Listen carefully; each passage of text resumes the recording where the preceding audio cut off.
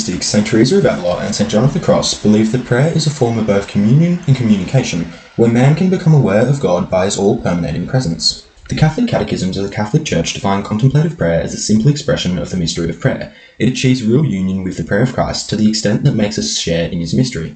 The prayer of the quiet is a silent and passive contemplative prayer of the heart, where God invites the practitioner into an intimate awareness of his presence. St. Teresa of Avila writes about the prayer of the quiet in her literary work, The Way of Perfection, where she outlines this style of prayer as a supernatural state to which no effort of our own can raise us. Furthermore, in St. Teresa's literary work, The Interior Castle, she outlines the 7 sanctifying effects produced in the soul of the practitioner.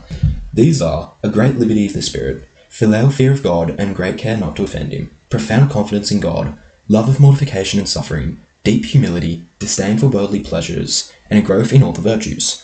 These sanctifying effects of the prayer of the quiet allowed St. Teresa of Avila, an influential Spanish mystic, writer and reformer of the Carmelite order during the 16th century, to detach herself from earthly things. At the time, distractions and comforts had made their way into the Carmelite order, which had resulted in people judging others not by spiritual intensity, but instead on their material possessions. After a spiritual reawakening at the age of 41, St. Teresa discovered the 3 essential virtues of prayer, which are love of neighbour, detachment from earthly things, and humility. Through the prayer of the quiet, St. Teresa was able to detach herself from materialism, and at the age of 43, despite the opposition she faced, she recommitted to the values of poverty and simplicity and founded the Discalced Carmelites. The prayer life of St. Teresa of Avila allowed herself to detach herself from earthly things, whilst guiding her to personally found 13 monasteries in Spain in accordance to the values of poverty and simplicity. The prayer of the quiet serves a dual role in both contributing to what St. Pius X defines as Christian perfection and addressing the spiritual needs of the practitioner. As a result of this, St. Teresa's influential literary works on the styles of prayer remain relevant and significant to Christians today. Globalisation is the multifaceted trend that has both positively and negatively impacted the spiritual needs of contemporary society by refashioning geographic, political, and cultural boundaries. Many scholars have argued that globalisation has primarily affected the global consumer culture through materialism. However, it has also had profound implications on the spiritual needs of contemporary society. According to Jane Myers, spirituality is characterized as a continuing search for meaning and purpose in life, an appreciation for the depth of life, the expanse of the universe, and natural forces which operate a personal belief system. Globalization, religion, and spirituality have a profound impact on the overall quality of life and wellness of the individual and the community. Furthermore, Kenneth Paramagat argues that religion is the primary means of addressing and fulfilling the spiritual needs of the individual. Globalization has positively impacted the spiritual needs of society because it has created a global forum that can transverse traditional political, cultural, and geographical boundaries. This allows the individual and the community to use the global village to find relevant ideas and approaches to address their spiritual needs. As a result, this enables the individual and the community to overcome hindrances whilst also strengthening their spirituality and addressing their respective spiritual needs.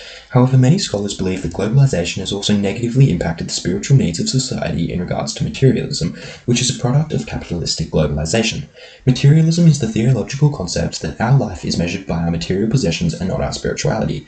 According to Tim Kaiser, materialism is associated with lower levels of well-being, and the more highly people endorse materialistic values, the more they experience unpleasant emotions like depression and anxiety. This supports the idea presented by Nathan and Jane Sharoma that materialism causes the individual to become focused on the acquisition of wealth at the expense of their emotional and inner life, which results in them rejecting their spiritual needs. Furthermore, materialism leads to global issues of injustice and exploitation in regards to treating others in more manipulative, selfish, and competitive ways, which further denies the individual's spiritual needs. In the light of all the injustices caused by globalization, religions aid the individual to make them aware of false values of capitalistic globalization that cannot bring happiness and peace to persons or a lasting solution to their social and economic problems.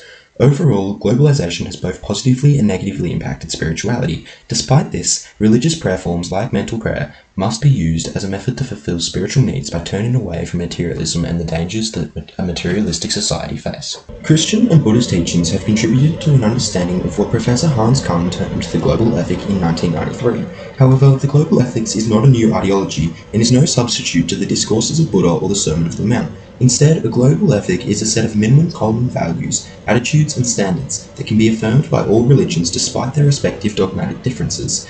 As a result of this, the moral values that make up the global ethic stem from the principle, treat others as you would like to be treated, which is found in all scriptures of major faiths. On the basis of this, 4 core directives were developed in the declarations of the world religions. These were to have respect for life, deal honestly and fairly, speak and act truthfully, and respect and love one another. The five precepts presented in the discourses of Buddha and the Ten Commandments set forth in the Sermon of the Mount have influenced the global ethic along with other major faiths.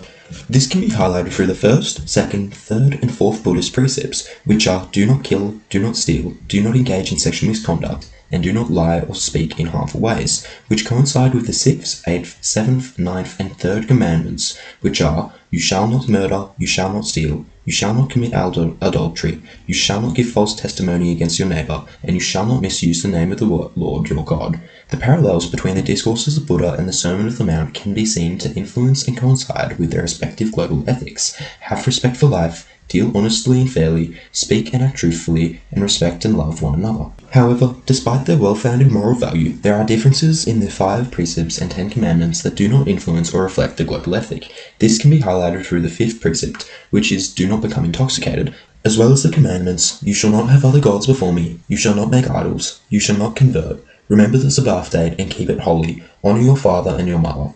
These moral values do not reflect each other, and as a result they do not reflect or influence the global ethic, which constitutes the minimum values, attitudes, and standards that can be affirmed by all religions despite their respective dogmatic differences. Despite this, the teaching of the five precepts and the 10 commandments that coincide with each other are either reflected or influenced in the global ethic proposed by Hans Kung in 1993.